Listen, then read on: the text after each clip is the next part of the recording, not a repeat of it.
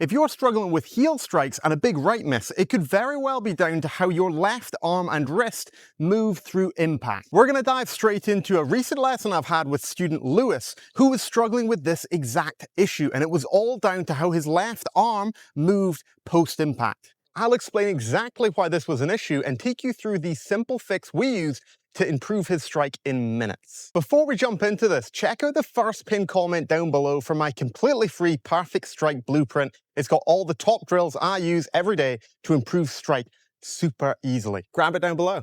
So why was Lewis struggling with a heel strike and a right miss? Quite simply, his golf club through impact was moving too far out to the right. It never arced back inward enough. When the club keeps moving outward, the heel end of the club moves out and it is exposed too much to the golf ball, causing heel strikes, shanks, and an inability to close the face often. Imagine your golf swing is like the pool noodle I've got here, and I'm just going to angle it here. So notice how the pool noodle goes out and down. It reaches the lowest point and then it comes back up and in. This is just like your golf club when you hit a ball. Now for Lewis, the arc of his club, it wasn't like this. It was more like this. The club kept going outward this way for too long and it didn't arc back inward. And this is where that heel strike was coming from. The reason his club was going outward too much for too long and not arcing back in enough was because of how he moved his hands through impact. So Lewis, if you watch here, tends to drive his hands in front of the club head here. So his hands keep moving towards the target through impact. There's no breakage here. He never lets the right hand work over, as this allows the club head to work back in. So if you imagine here, this is me driving the hands. Watch how the hands and the club head keep going out. As soon as I allow the club head to release here, my right hand works over. Notice how the club head arcs back inward. So we needed to get Lewis a sensation of releasing the club earlier, allowing this right hand to work over to get this club arcing back in to improve strike and move it away from the heel. Now, one of the drills we used first was an elastic band on the end of a club head. Now, this is great because it gives us some instant feedback. So all we were trying to do was create some noise with that band earlier in the swing. Now, Lewis will tend to create that noise late in the swing over this end. We wanted him to create it earlier. Now, to do that, he's going to have to release his wrist angles here a touch earlier to allow that club head to then arc back inward. But this wasn't enough in isolation. We hadn't fixed the root cause here, so we had to dive a little deeper. The reason Lewis couldn't release his wrist angles earlier was actually in large part not to do with the wrists themselves. It was to do with his lead arm. So if you watch here, in Lewis's downswing, he tends to move his left arm off his body, target side. You'll see a gap form here between his left arm and armpit. So he drives the arm forward, and this keeps the handle moving out towards the golf ball. This encourages that heel strike.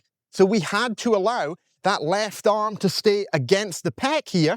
And if we can keep it more back as opposed to letting it drive off the body, this is then going to allow the right hand to work over. We can release it that bit more and start to arc the club inward. Then we move away from the heel strike and we eliminate the right miss. So we gave him a simple drill to fix this using an elastic band. We pop the band here under his left armpit. Now the goal of this is simple. We just have to not allow the band to fall out. Now if we drive the arm off the body, the band obviously falls out. This is where we have that super late release. The handle drives out towards the golf ball too much, and we get that heel strike in the right miss with a super open face. So we practice keeping this left arm squeezed against our left pec here so that that band would stay in. Now, as soon as we did that, notice how different his release is here. Look at the difference in his wrist angles.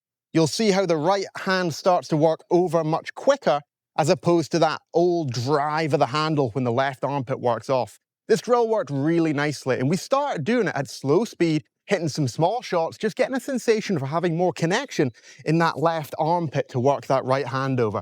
Trying to finish in a spot where we're kind of fully rotated to the target here. Our left arm is against the pec, and our right hand here is finishing on top of the left, so we can't see any of the left wrist. If we can see the left wrist, we tend to go a little this way. We want to sense the left arm is back, that right hand is turned over, and we're more here. As soon as we did this, we saw an instant improvement in contact. At the start of the session, Lewis was striking an average of 1.1 inches towards the heel end of the golf club, away from the center, the midline of the club. By the end of the session, we managed to move in 0.1 of an inch off the center.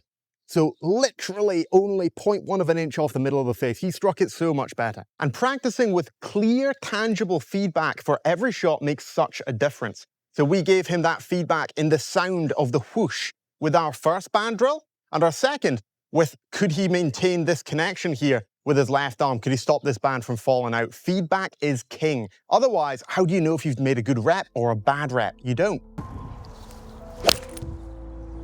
Let me know your thoughts on all this down in the comments. I'd love to hear what you think.